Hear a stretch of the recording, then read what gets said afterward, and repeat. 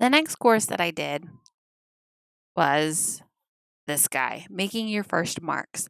It was kind of a doozy. There was a lot of kind of assignments and exercises that he kind of wants you to do, but I was getting very like bombarded with a lot of information. So a lot of the icons I didn't practice when he was asking me to practice them. So I was mainly just like watching the videos and then I'm like, okay, well then I'm going to work on the icons after this, get some good work going. The videos in this kind of totaled about like 2 hours and 5 minutes for making your first marks. It was pretty good. I was surprised that there was no sketching tutorial or any information about sketching in this one, but we did pretty good. The only problem that I ran into was that Krita did not want to work. Krita stopped opening. It was stuck on the loading page, and I spent a whole day trying to get it to work. So let me show you. I even went onto the KritaArtist.org forum, which is an awesome place to go to meet with the community of Krita and get help. So I was the only person who was experiencing this issue with 5.0 Krita. This guy, Lot 10, which is funny because we have similar names. I downloaded the new version of Krita, but when I was trying to open it, the loading screen appeared and disappeared for a few seconds, and Krita software didn't load. How can I fix this? I hope the next update will fix this type of issue. So people were giving a lot of information and helping. I didn't realize at the time. Where was it? 'Cause a lot of people were saying it was like the antivirus software. And I kept going through my software stuff. I use Windows Defender and Advanced System Care, whatever. And everything was enabled just fine in there. There was a guy who said that the something about roaming files needed to be deleted. Where did it go? I didn't know how to install it from a zip file. So it was just a lot of crazy trying to figure out, talking to people, getting it figured. There was one guy up here in the previous conversations who said that you needed to delete the roaming file. And I'm going to show you how to do that in a second because I had no idea, but this is the exact fix for it. So I spent all day trying to figure it out. Let's get a file open. So I went to local disk C, and then I had to get help from my husband to figure it out. Users, Shelby Lane, and then I went down to app data and then roaming. And then I went and found Krita, made a duplicate file of Krita, and then deleted it from here and then reinstalled 5.0 and it worked. But it took me all day to do that. So it was a day of frustration of not really learning, not really practicing, not really getting to understand what was going on. And all of my brushes that I installed before with the 5.0 were all of a sudden gone because I had to delete the roaming, and I could have installed the files from the roaming ones that I saved, but I didn't want to chance it, so I just completely inputted the brushes after I got the 5.0 fixed. Now, inputting of brushes, I didn't know you could actually make brushes in Krita. You can. You can make brushes in Krita. Show you. Because I didn't think the ABR files that uh, David uses and shares with you can actually be inputted, but it gets inputted as tips, and then you have to specifically go in and make the brush. So this was the homework project that I created for this end of this course section for making your first marks. But let's see. There was times where he was trying to teach you that you can control click on one of your layers here and it would select one of your layers and you could move it. Like if I selected wooden box, I would be able to move that with the portrait on it. But the easiest way to do it is literally to just come over here and click on the transform layer or selection control T. Oh, so it is. What if I did this? Select the lily pad. I don't know. I'm pressing control T. I'm not seeing anything particular happen. Eh. It's not a shortcut. I'm seeing potential, like being a potential to be useful at the moment. So that's why I click on the transfer layer or selection control T, and I'm just moving it from there. It's having a hard time loading because I'm clicking everything at once. See, I can just move them in if I need to. Then I can group them together. See, I just highlighted that in the layer tool. Now I can move. Should highlight both of them. Why didn't? So if you control, click on the things and click on the canvas. There we go. You have to click on the canvas to get them both. Let's see. Move them both. Nope, still didn't do it. Yeah, there's some. There's definitely a learning curve. Is it because I'm clicking on the actual picture when I click on the canvas?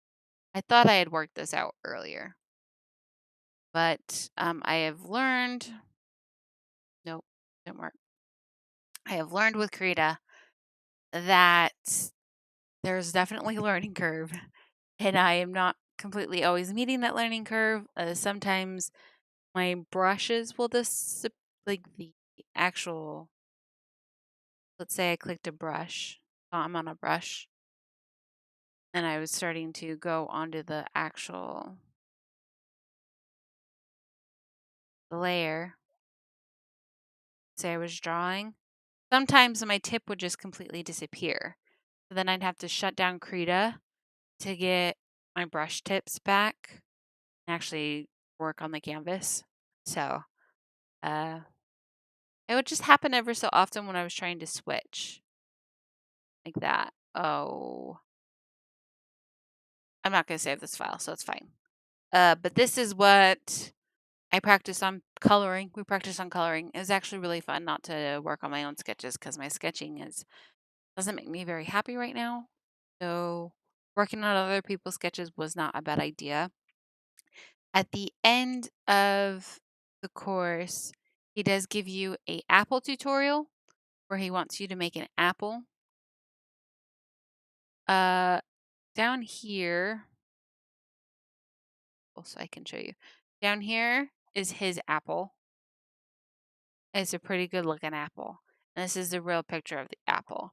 This is my apple. So I don't think it's terrible, but it's not great either.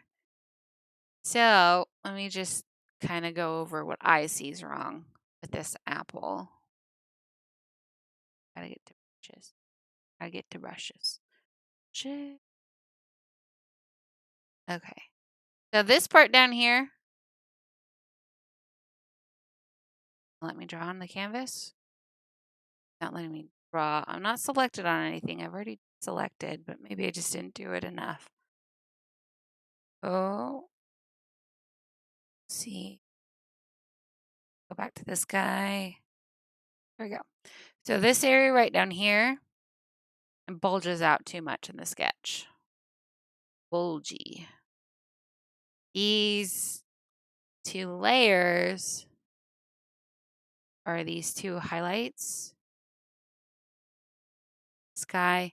This guy, a little too dark.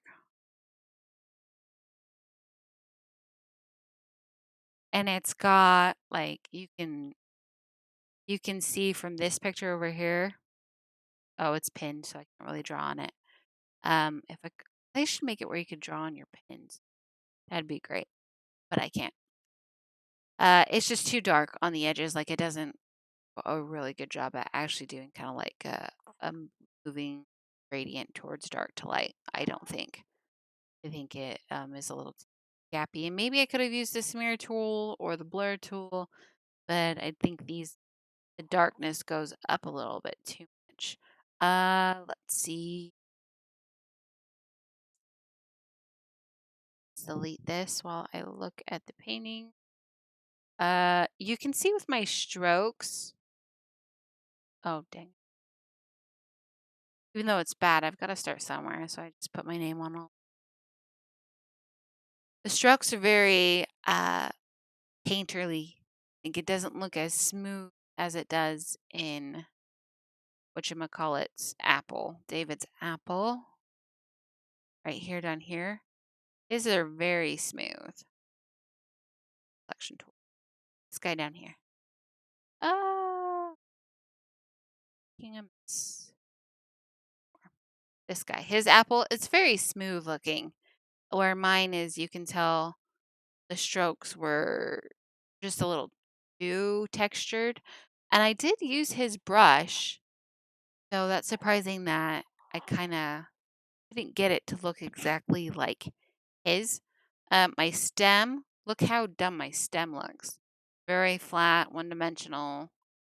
I didn't put any little white highlights on it at all. I didn't shade it very well. I don't think I shaded it at all. I think I was just getting frustrated at this point. My green doesn't look like his green inside the apple. My hole for the apple is wonky. Look how small and delicate these inside of the apple holes are. And mine is very long and very worm shapey look alike. I don't know. It's kind of an apple. It's also kind of not an apple. So that was our big projects for this course that I did. Let's go ahead and show you how to brushes or like brushes from stuff. So this is what I've been running into lately though. The whole file won't open. And so this is another issue I keep having in order to get to the full options opened in F5 brushes. So we're gonna, yep, nope, we're gonna save none of these. No, okay. We're just gonna close all of our Krita files and we're going to open. This is my desktop is a picture from Kent Davis, one of my favorite digital artists. It is pretty gorgeous, so I like looking at it. Krita is starting. It is loading. You'll see it soon, and I'm hoping it will have fixed the F5 so that we could actually go in and see. Let's say, funny thing is, it doesn't stay there. So I'm going to open up Making Your First Marks file that I've been making.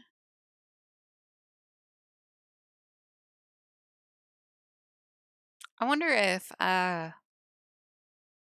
Photoshop is as slow. I don't know. This does not look good. What happened to my save? Oh no, this looks much different. This looks like a mess. I don't know what this is. We're going to focus on our just showing you how to import the brushes. I'm pretty sure I saved the homework and I uploaded the homework and I'm pretty sure I got a badge and everything. And I'm pretty sure I saved the JPEG file. So I don't know why it didn't save my full thing. So I've been having problems with that too. You gotta be really careful with Krita sometimes. Maybe it's just because they've gotten to a new thing. Oh, see, I'm still not able to. This should be different. I feel like sometimes it does show up different. You're going to go to F5. You're going to try and find this little file folder over here. And this shows you which brushes are currently selected. And as you can see, it's got none of my paintable brushes over here. I wonder if it's just because of this file. Something happened to this Krita file. So let's see if we open up a new one. It's going to open.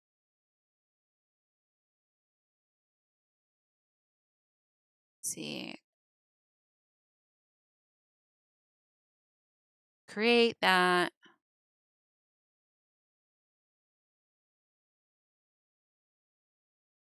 And we need to look at F5. Oh, see, it still didn't do it. I'll pause and come back and figure it out. I'm going to shut it down again and keep trying. All right, so I do believe I figured out exactly what was happening there. So I'm on the basic one brush and I'm pressing F5 and it's taking me to this screen, which isn't the screen that you need. You need the whole screen. So I don't know if it's a bug or not, but if I click on my paintable brush let's see.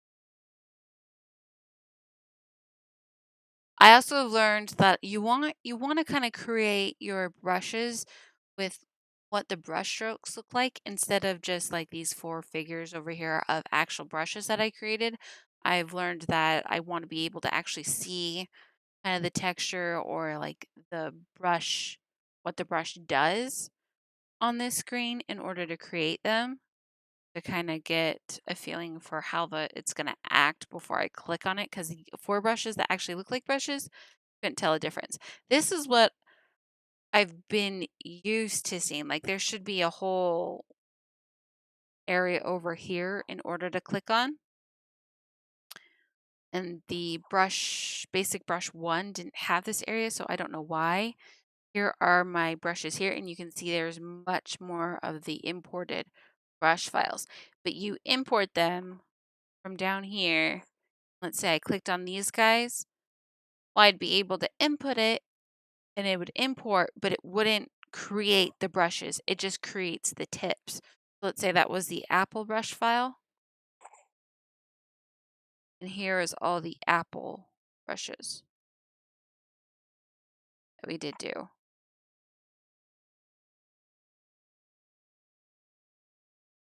So you would just scribble on this thing and save for the different textures that you were using.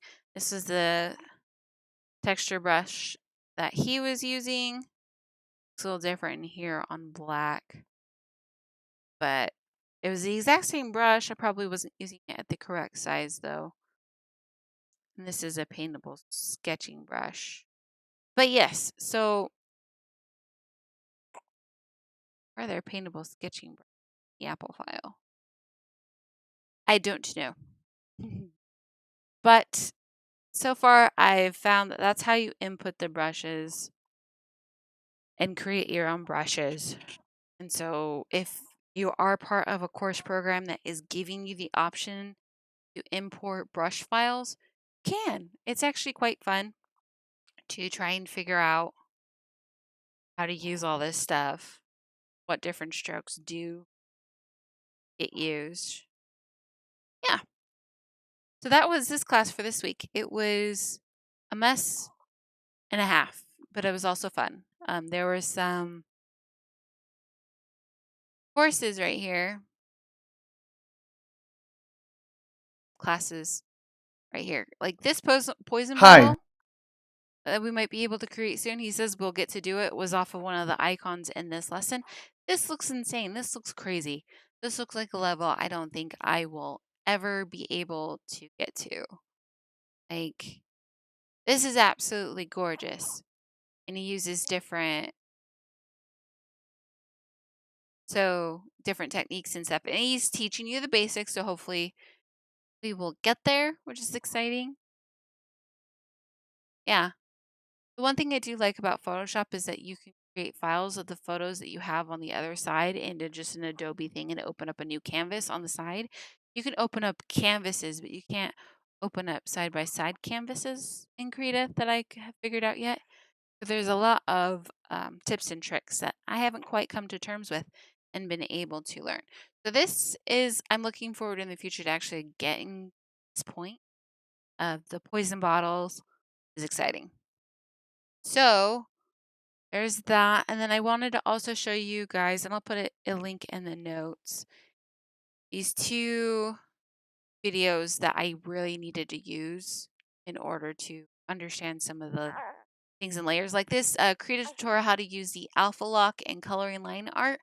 Not as bad. Like that's kind of easy to understand with which is the alpha lock and alpha inheritance and which does both, like, and what they both do. Sorry, that was a bit confusing. I said that.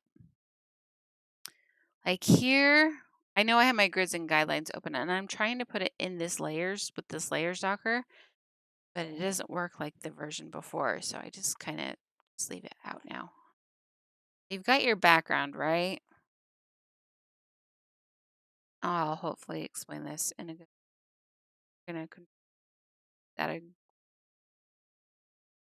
so we've got paint layer 1. Paint layer 1 to be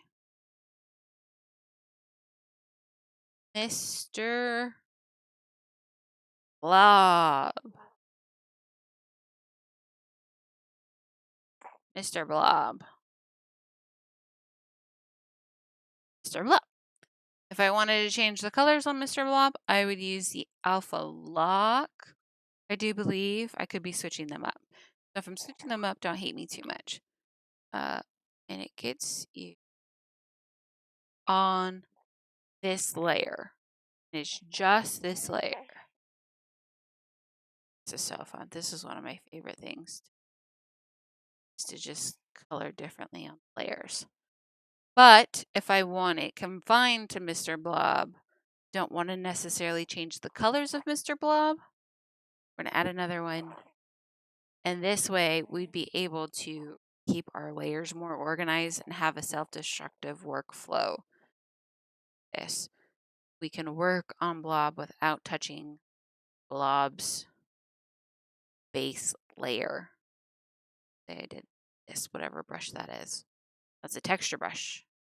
And so we can work on Blob and not go outside of Blob and adding Blob's details, non-destructive workflow without affecting Blob's original base color. And this is the alpha inheritance. All right. And the other thing that we did learn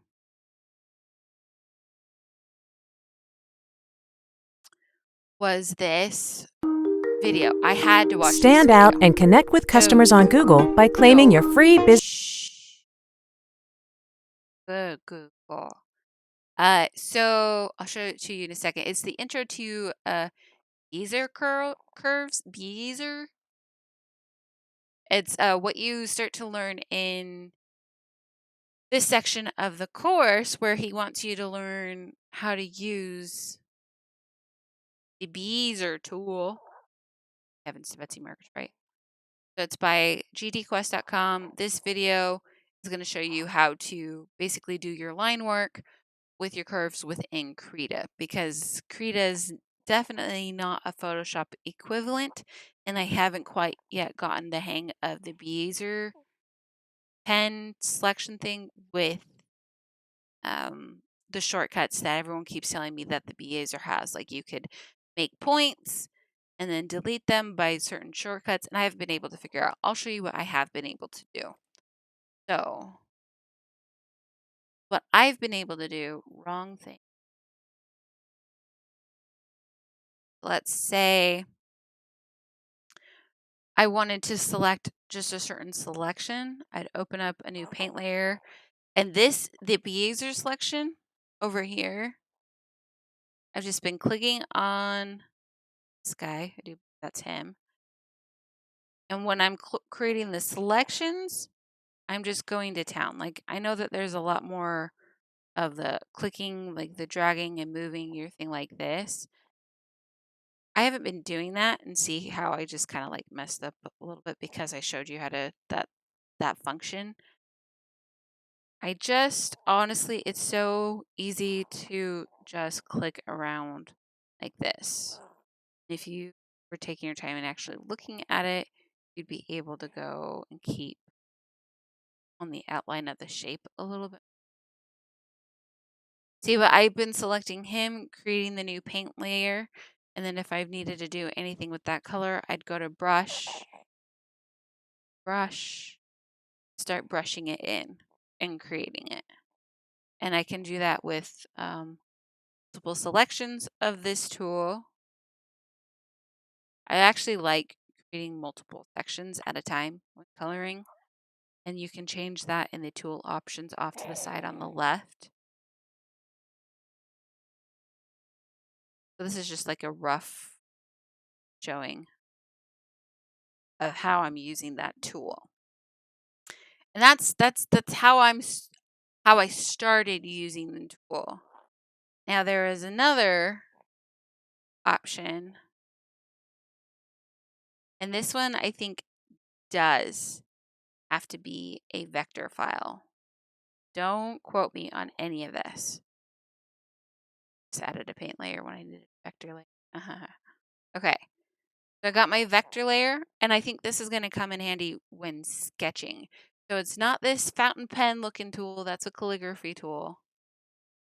This is calligraphy. It is this guy right here. It looks funky.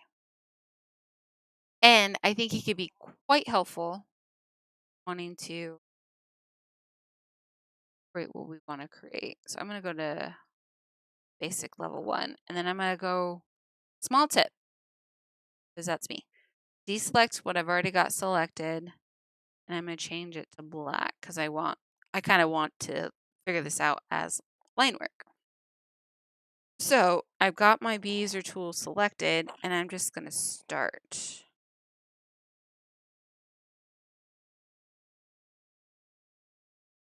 It's taking my time a little bit more to be able to stay on the edge. So if you're having to like pull it out and adjust, like you can do that too. But I don't really want to have to try and fit it this way if I can just easily go around like this and it stays shaped. I'm just moving and clicking around each and every curve. Like, what's wrong with this? Why do I have to pull it out? I don't know. Some art guru is going to teach me in the future that I'm going to need to pull it out. Oh, heavens to Betsy Murgatroyd. I'll try it again. Let's try looking at this again.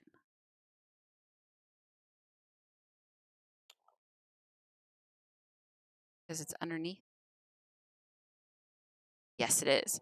See how I had it all underneath the group 2 layers, so you can see it. See, that line is a little thin for line art, so you can kind of just manipulate it into whatever thickness you want. And you can have it not filled, brush, and then when you want to change the color or the thickness to this layer, like I see so many potentials of creative things that you can do with this vector layer and the bezier tool. Because then you would just go over here with this arrow and select it. And I mean, you can create as many of these things that you need. So let's say we selected this big one. What if I wanted to fill it? Fill it with yellow. Bob's cousin. Blob's cousin. Blob cousin has move him as a selection. There's a lot of things that you can do. So let's select this eye. We could change how big the line art is, how thick it is. Like, I'm gonna try and do all, like, have the loose sketches, of course, but then do all the line art with this tool because I'm kind of in love what this tool can do. Oh, heavens, the Butzenberg Detroit. It's the same color, Shelby Lynn. It's not gonna pop up that way. Yeah, this. I mean, of course, you'll have like a sketch that I'll be going over and stuff. But yeah, this was very informative. A lot of information that I was trying to test out into what worked in Krita and what didn't work in Krita. Like, as you can see through this video, I did have some struggles with trying to get the shortcuts to work in Krita that he said in the video, but never take what they say in the video as to be an automatic that short's going to work in Krita, because it's not. Anyway, let's end on a pretty note. This picture is not pretty or fun to look at. So let's go to sky. This is cool. In the show notes. That's not what we want. We don't want Pinterest. Oh, look at my badges. And I've got the second one for this course. So it's on to sketching, and hopefully we don't run into as many problems as we did with this class.